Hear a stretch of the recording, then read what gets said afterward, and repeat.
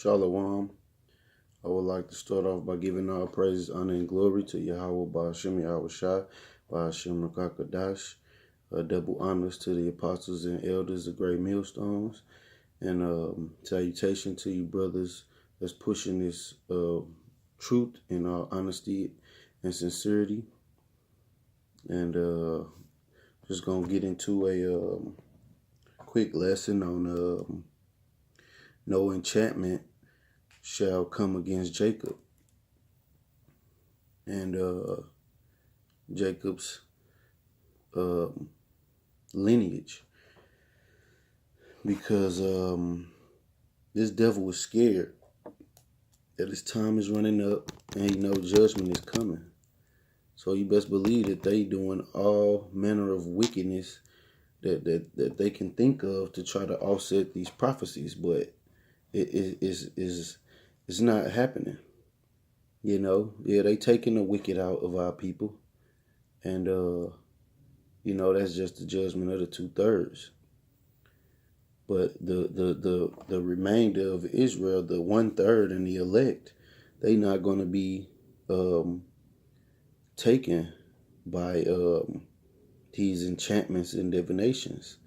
You know, they go to the left hand side and try to put curses up on us.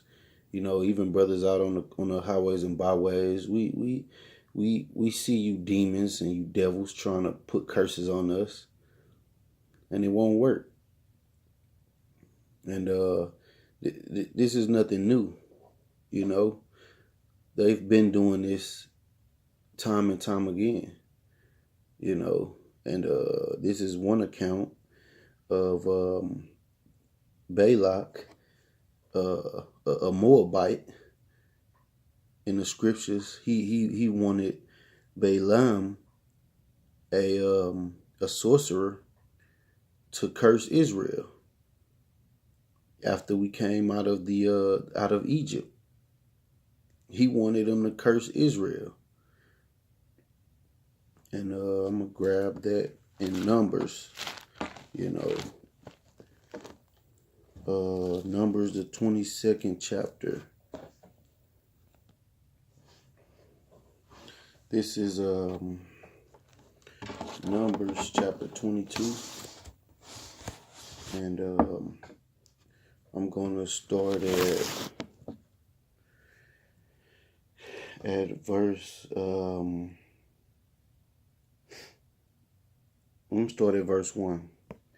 And the children of Israel set forth and pitched in the plains of Moab on this side of Jordan by Jericho. And Balak, the son of Zippor, saw all that Israel had done to the Amorites.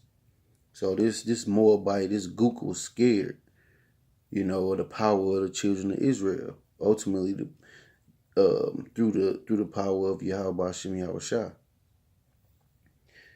And Moab was so afraid of the people because they were many, and Moab was distressed because of the children of Israel. And Moab said unto the elders of Midian, Now shall this company lick up all that are round about us, as the ox licketh up the grass of the field. And Balak the son of Zippor was king of the Moabites.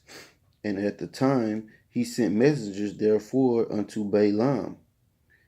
And this was the son of Beor to Pethor, which is by the river of the land of the children of his people, to call him, saying, Behold, there is a people come out from Egypt. Behold, they cover the face of the earth, and they abide over against me. So this Moabite sent word to Edomite. He was a sorcerer, and that goes into that crafty counsel that they have that they still take up against the children of Israel to this day. Not to get off track, but I'm gonna grab that really quick in Psalms.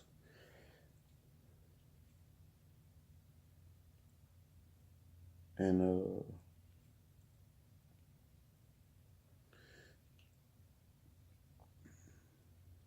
Salakia, in Psalms 83rd chapter.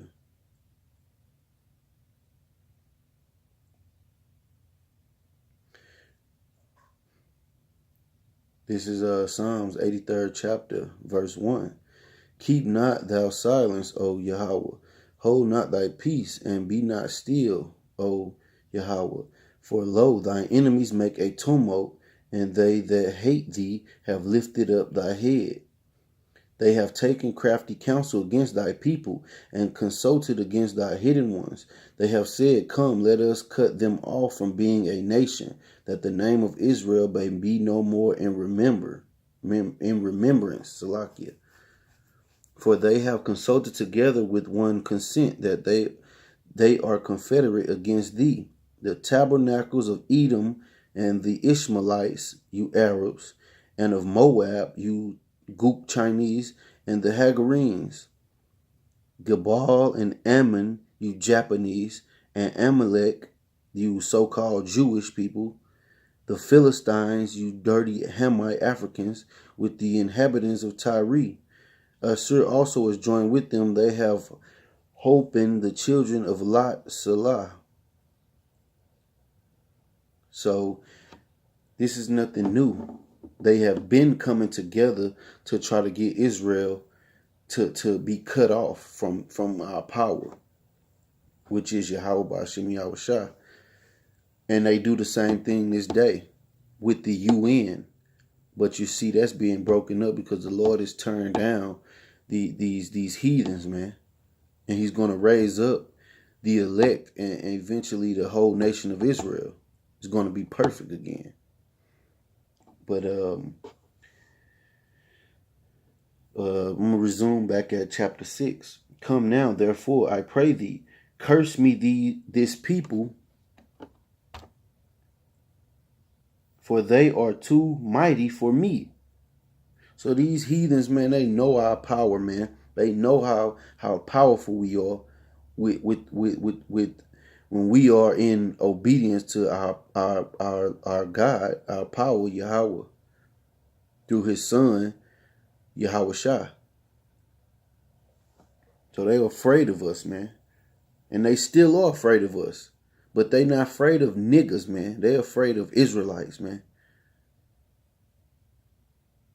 They're not afraid of niggas with guns, spics with guns, Native Americans with tomahawk. They not scared of that. They scared of Israelites with this knowledge and being in obedience to the Most High. That's what they're afraid of. Come now, therefore, I pray thee, curse me this people, for they are too mighty for me.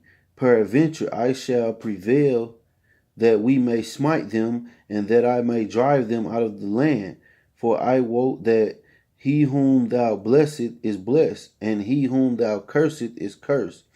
And the elders of Moab and the elders of Midian departed with rewards of divination in their hand, and they came unto Balaam and spake unto him the words of Balak. And he said unto them, Lodge here this night, and I will bring you word again as the Lord shall speak unto me. And the princes of Moab abode with Balaam. Verse 9. And Yahweh came unto Balaam and said, What men are these with thee? And Balaam said unto Yahweh, Balak the son of Zippor, king of Moab, hath sent unto me, saying, Behold, there is a people come out of Egypt, which cover the face of the earth. Come now, curse me them. Peradventure I shall be able to overcome them and drive them out. And Yahweh said unto Balaam, Thou shalt not go with them, thou shalt not curse the people, for they are blessed. Let me read that again. And Yahweh said unto Balaam, Thou shalt not go with them, thou shalt not curse the people, for they are blessed. And Balaam rose in the morning and said unto the princes of Balak, Get you into your land, for the Lord refuses to give me leave to go with you. So the Lord was not, he was telling him not to do it. because we are the Lord's people, man. But it gets interesting.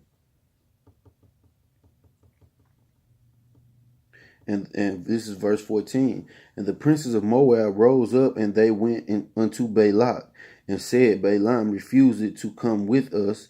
And Balak sent yet again princes, more and more honorable than they. And they came unto Balaam and said to him, Thus said Balak the son of Zippor, Let nothing, I pray thee, hinder thee from coming unto me. So, as the story go on, they, he's trying to bribe,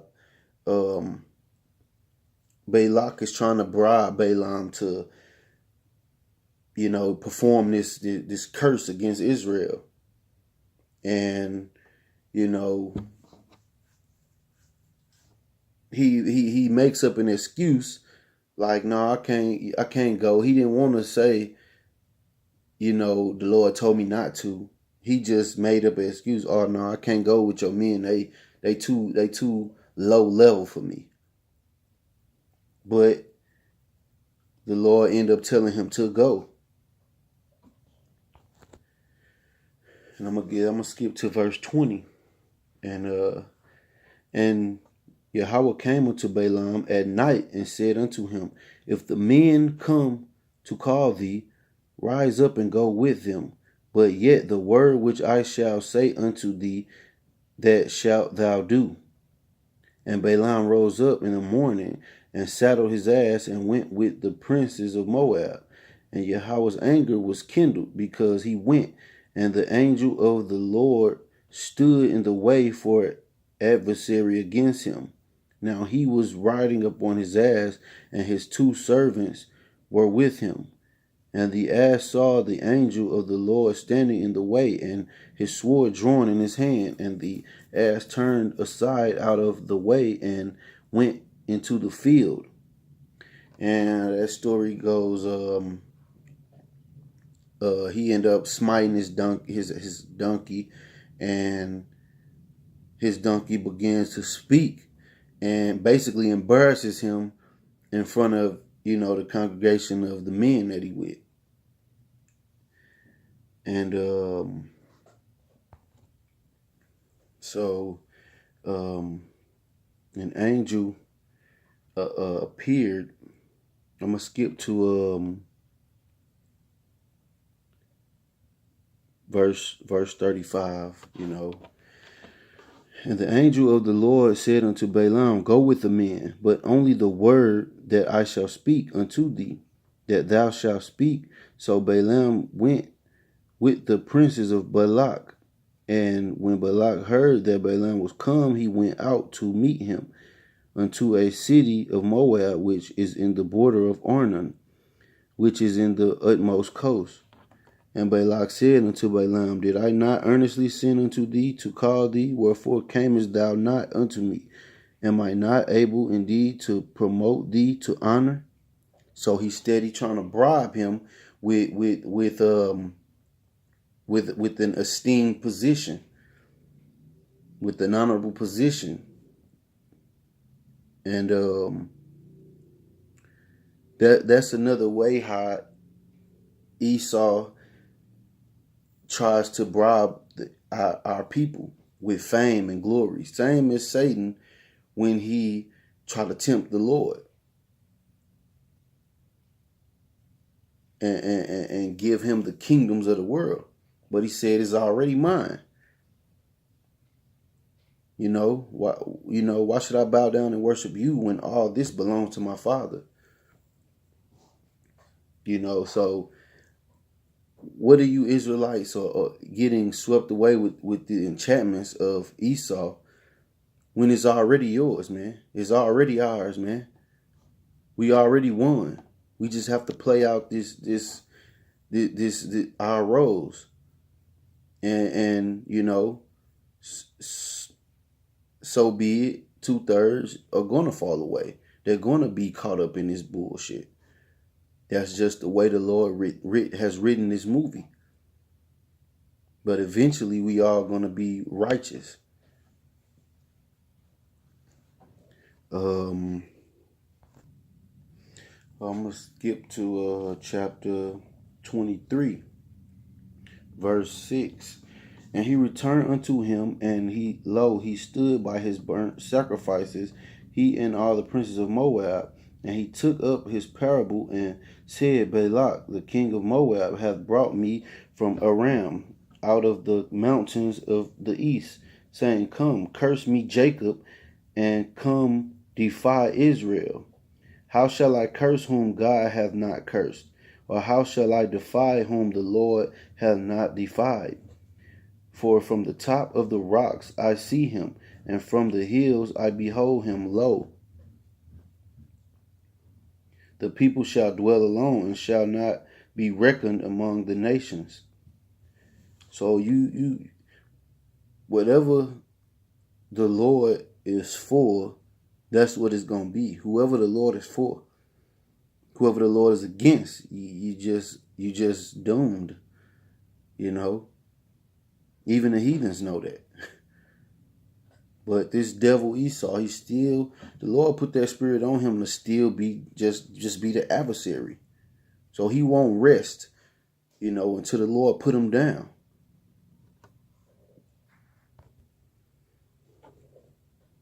And I'm going to skip to verse 11.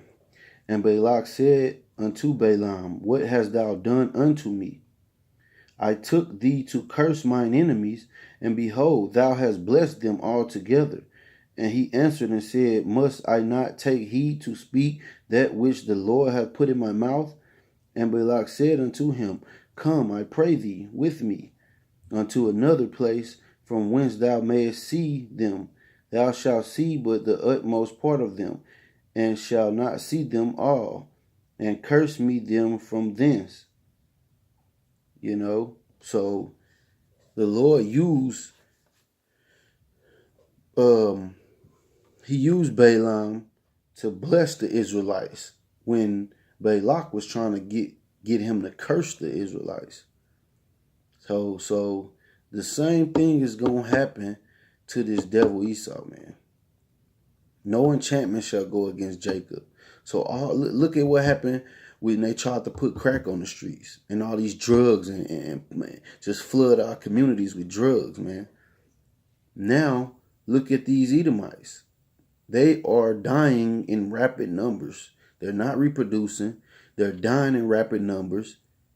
Their own devices, their own witchcraft is falling up on them. They are the biggest dope dealers on the face of the planet. They have pharmacies everywhere.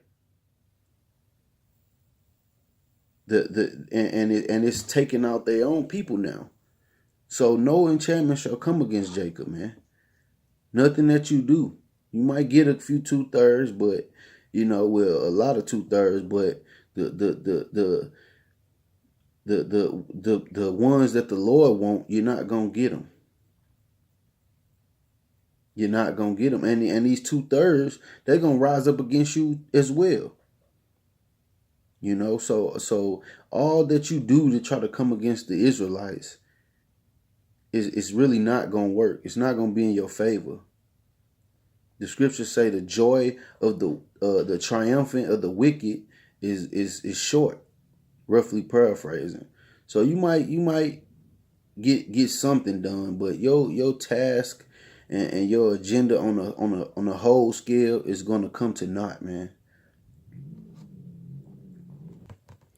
I'm gonna skip to verse 20, because these heathens know that they can come against us whenever we not obeying the Most High. This is verse 20. Behold, I have received commandment to bless, and he hath blessed, and I cannot reverse it. He hath not beheld iniquity in Jacob, neither hath he seen perverseness in Israel. The Lord his power is with him, and the shout of a king is among them. Yahweh brought them out of Egypt. He hath as it were the strength of an unicorn. Surely there is no enchantment against Jacob, neither is there any divination against Israel. According to this time it shall be said of Jacob and of Israel, what hath God wrought? What hath Yahweh wrought? Salakia. Behold, the people shall rise up as a great lion and lift up himself as a young lion. He shall not lie down until he eat the prey and drink the blood of the slain. And Balak said unto Balaam, neither curse them at all, nor bless them at all. But Balaam answered and said unto Balak, told not I thee, saying, all that the Lord speaketh that I must do? And Balak said unto Balaam, come, I pray thee, I will bring thee unto another place, peradventure it will please Yahweh that thou mayest curse me them from thence. And Balak brought Balaam unto the top of Peor that looked toward Jehesmon. And Balaam said unto Balak, build me here 7 altars, and prepare me here 7 bullocks and 7 rams. But going back to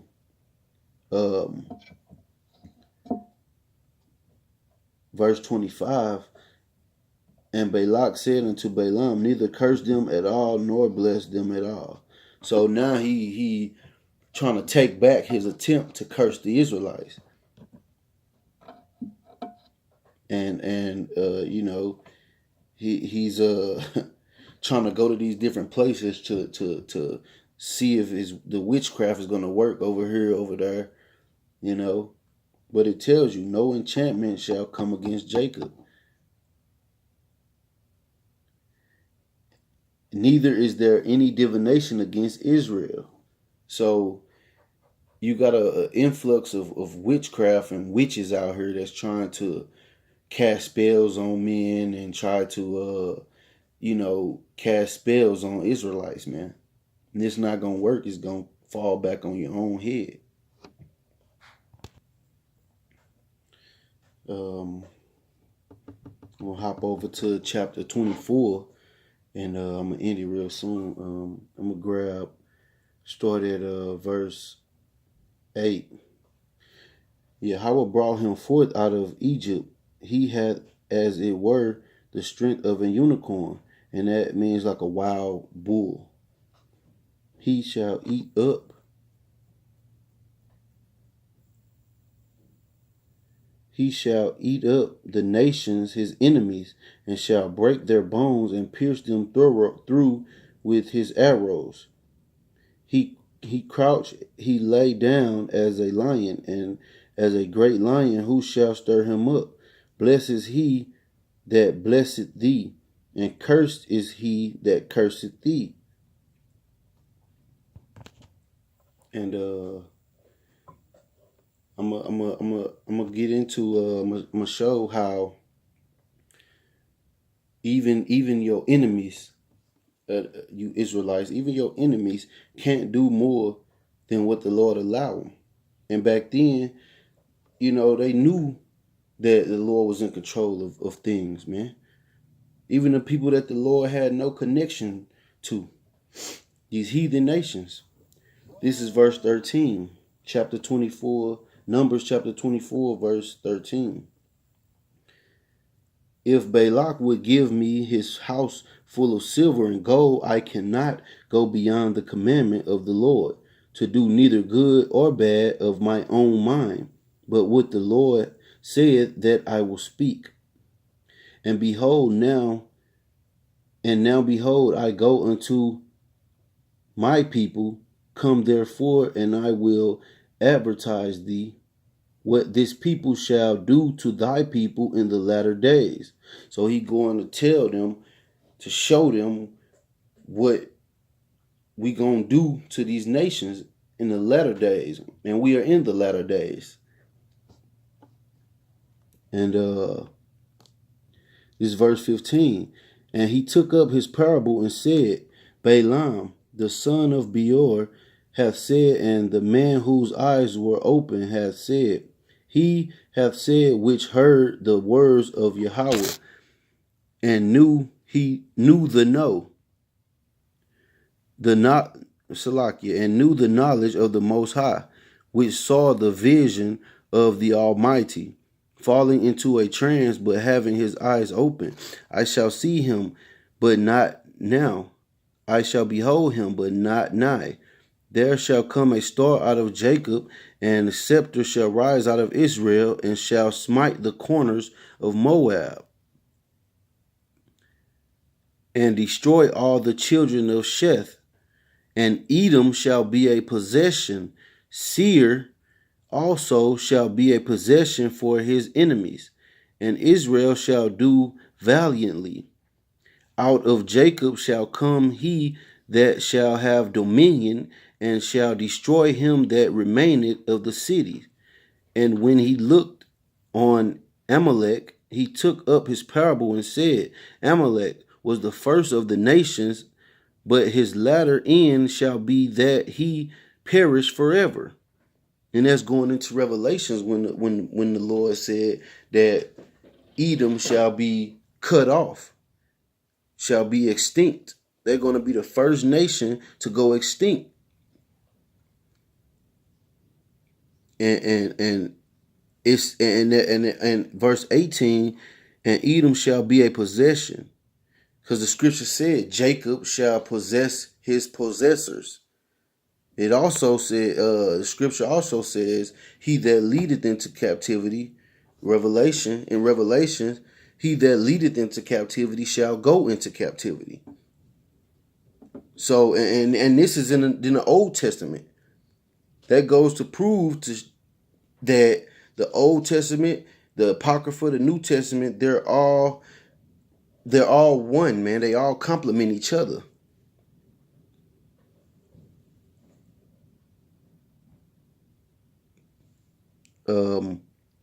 Salakia. Okay. I'm at verse 20. And when he looked upon Amalek, he took up his parables and said, Amalek was the first of the nations. And that means the first nation that warred against the Israelites.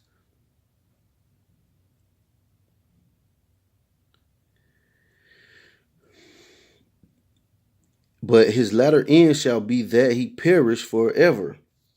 And he looked on the Kenites and took up his parable and said, Strong is thy dwelling place, and thou puttest thy nest in a rock. Nevertheless, the Kenites shall be wasted until Asher shall carry thee away captive. And Asher is one of the 12 tribes. And he looked up his parable and said, Alas, who shall live when Yahweh doeth this? And ships shall come from the coast of Chittim, and shall afflict Asher, and shall afflict Eber, and he also shall perish forever.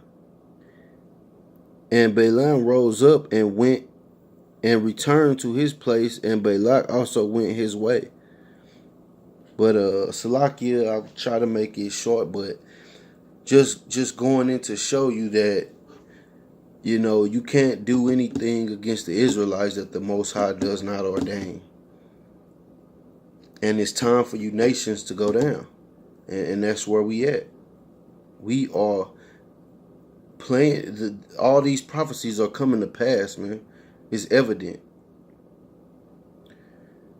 I would like to end it with saying Shalom to the Akim. Hope this lesson was edifying. And Abba Babal.